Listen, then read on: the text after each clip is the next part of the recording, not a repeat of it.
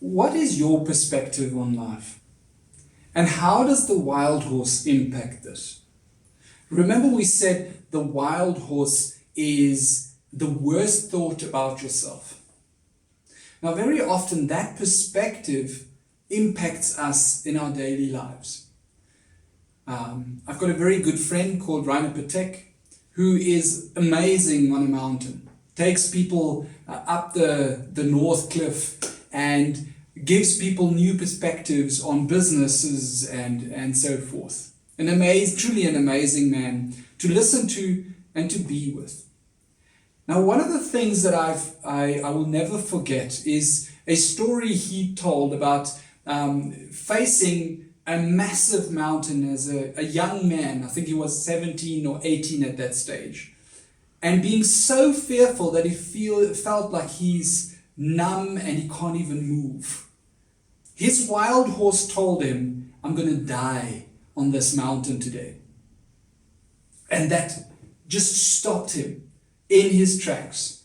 He felt numb, he felt like he can't do this, and he nearly gave up.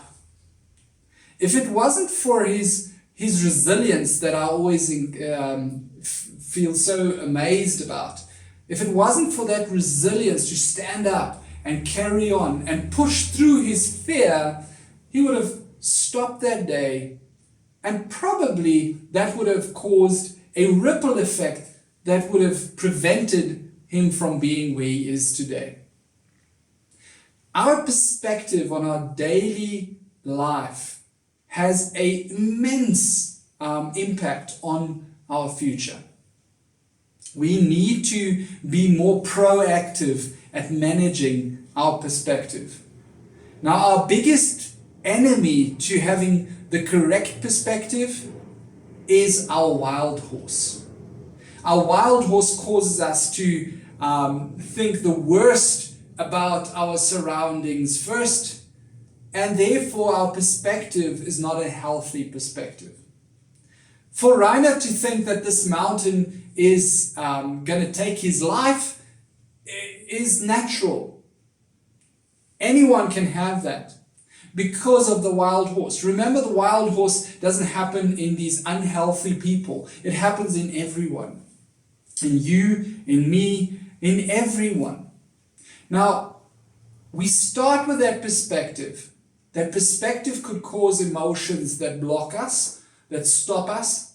But the important thing here is that we push through and we force ourselves to relook our perspective of the current situation.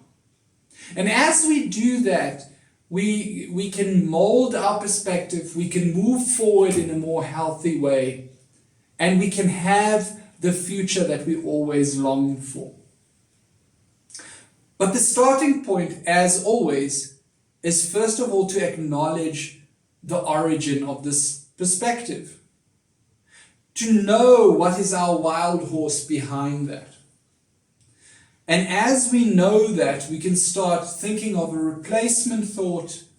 We can start thinking about what the future is going to bring when we change this perspective, and we can have a far more productive, far more successful future. Now let's take it to the next level. This is obviously true for other people as well. For our loved ones, our colleagues, the people that follow us. And as we challenge their wild horses in their perspective, we can actually help them change their mind. I'm thinking of a situation where a client of mine just complained about the colleague that is always blocking everything they suggest.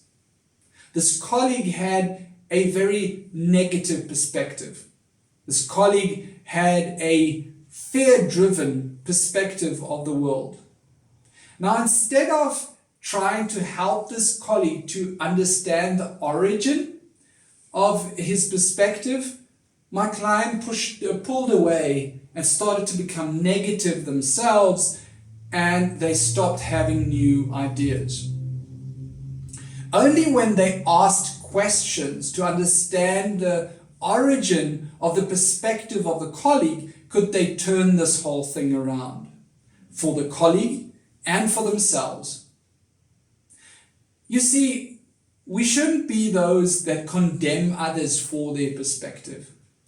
We should be those people that ask the question to bring that origin of that perspective which is underlying, which is in the dark and has power in this situation. We bring that to the light so that we can all tackle it.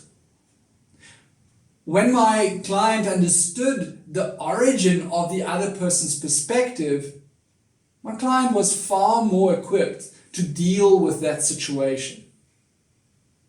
I hope that you will be the person that changes people's perspectives and get them to be more positive.